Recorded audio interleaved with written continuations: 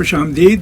میں مسعود راجہ بول رہا ہوں اور آج ایک چھوٹے سے سیاسی اور معاشرتی مسئلے پر آپ سے تھوڑی سی گفتگو کرنی ہے، اور یہ ہے اسلام آباد زو کے بارے میں. ابھی آپ سب کو معلوم ہوگا کہ عدالت نے اسلام آباد زو کو بند کرنے کا فیصلہ دے دیا کیونکہ جانوروں پر ظلم ہو رہا تھا، جو کہ بہت اچھا فیصلہ ہے. لیکن اب اس کے پیچھے ایک چیز سوچنے کی ضرورت ہے جو کہ میرے خیال میں تمام پاکستانیوں کو ذہن میں رکھنی چاہیے، اور وہ یہ ہے. اب اس میں یہ بھی انفارمیشن میرے پاس موجود ہے کہ یہ کیس جب عدالت میں گیا، لوگوں سے کس طرح کے سوال کیے گئے.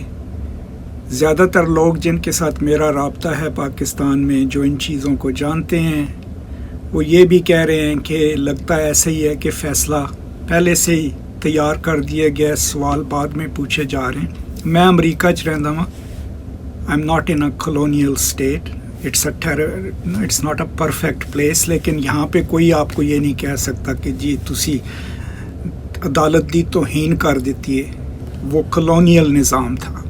گورے نے آپ کے اوپر مسلط کیا تھا کہ عدالت کے فیصلوں کے اوپر سوال نہیں کیا جا سکتا. آزاد ملکوں میں یہ چیز نہیں ہوتی. تو لیکن یہ بھی سوچنے کی بات ہے کہ جو بھی فیصلہ ہو رہا ہے یا ہوتا ہے، جج صاحب نے تو ٹھیک فیصلہ کر دیا جانوروں کی زندگی کے بارے میں، ٹھیک ہے.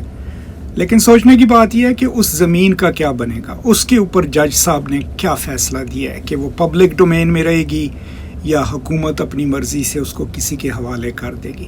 تو اگر جج صاحب اتنا اچھا فیصلہ کر سکتے ہیں جانوراں دے بارے تو ان کو ساتھ میں یہ بھی اپنے فیصلے میں لکھ دینا چاہیے کہ یہ پبلک ڈومین کی زمین ہے اور پبلک ڈومین میں رہنی چاہیے.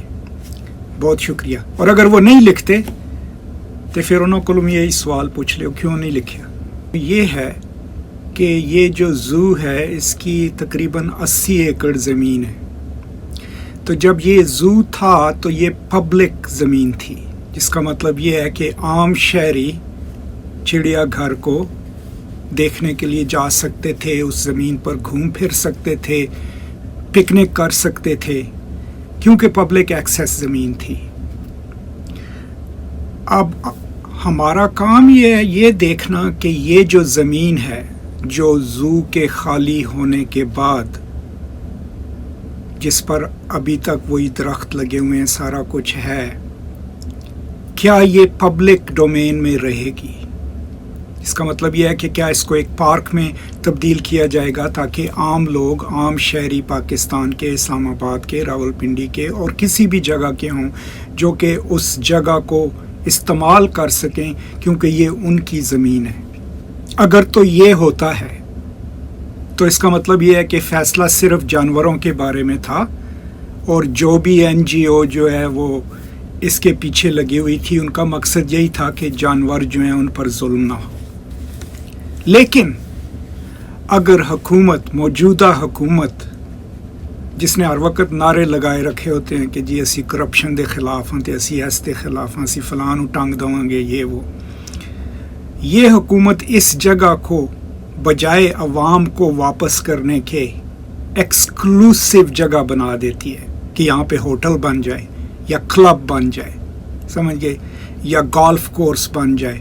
ایک ایسی جگہ بنا دیتی ہے جس میں عام شخص، عام شہری داخل نہیں ہو سکتا بغیر ممبرشپ کے. تو پھر آپ کو یہ چیز ذہن میں رکھنی چاہیے کہ اس پورے معاملے میں مقصد وہی تھا. اور اگر یہ ہوتا ہے تو پھر یہ چیز بھی سمجھ آ جائے گی کہ یہ جو حکومت ہے اس کا مالک کون ہے. زمیندار ہیں، ٹھیکیدار ہیں، سرمایہ کار ہیں، یا اور کوئی لوگ ہیں جن کے کہنے پہ یہ سارا چکر چلایا گیا، ٹھیک ہے. اور اس میں یہ بھی ہو رہا ہے کہ جو حکومتی اہلکار، ملازمین جن کا یہ کام ہے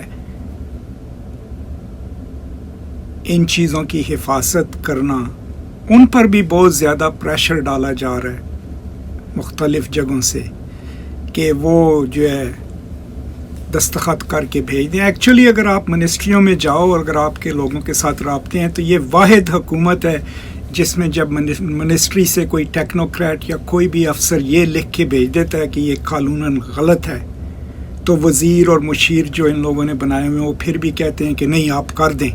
तो आगे से वो कहते हैं अच्छा तुसी लिख के दे दियो, तो लिख के देंदे वक्त इन्हां दी मां मर जाती है, समझ गए।